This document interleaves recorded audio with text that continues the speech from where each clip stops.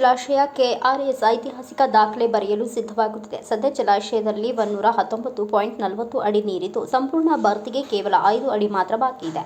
June ತಿಂಗಳಲ್ಲಿಯೇ ಅಣೆಕಟ್ಟು ಸಂಪೂರ್ಣ ಭರ್ತಿಯತ್ತ ಸಾಗುತ್ತಿದ್ದು, ಈಗಾಗಲೇ ಕೆಆರ್ಎಸ್ ಜಲಾಶಯ 119.40 ಅಡಿ ತುಂಬಿದೆ. ಇತಿಹಾಸದಲ್ಲಿಯೇ ಇದೇ ಮೊದಲ ಬಾರಿಗೆ ಜೂನ್ನಲ್ಲಿ ಇಷ್ಟು ಪ್ರಮಾಣದ ನೀರು ಸಂಗ್ರಹವಾಗಿದೆ. 1932ರಲ್ಲಿ ಜಲಾಶಯ ನಿರ್ಮಾಣವಾದಾಗಿನಿಂದ ಮೊದಲ ಬಾರಿಗೆ ಜೂನ್ ತಿಂಗಳಲ್ಲಿ ಇಷ್ಟೊಂದು ಪ್ರಮಾಣದ ನೀರು ಸಂಗ್ರಹವಾಗುವ ಮೂಲಕ ಇತಿಹಾಸ ಸೃಷ್ಟಿಯಾಗಿದೆ. ಸಾಮಾನ್ಯವಾಗಿ ಜುಲೈ ಅಂತ್ಯ ಅಥವಾ ಆಗಸ್ಟ್ನಲ್ಲಿ ಜಲಾಶಯ ಭರ್ತಿಯಾಗುತ್ತಿತ್ತು. ಆದರೆ ಈ ಬಾರಿ ಕಾವೇರಿ ಜಲಾನಯನ ಪ್ರದೇಶದಲ್ಲಿ ಭಾರೀ ಮಳೆಯಾದ ಹಿನ್ನೆಲೆ ಕೆಆರ್ಎಸ್ ಜಲಾಶಯ 119.40 ಅಡಿ ಭರ್ತಿಯಾಗಿದೆ.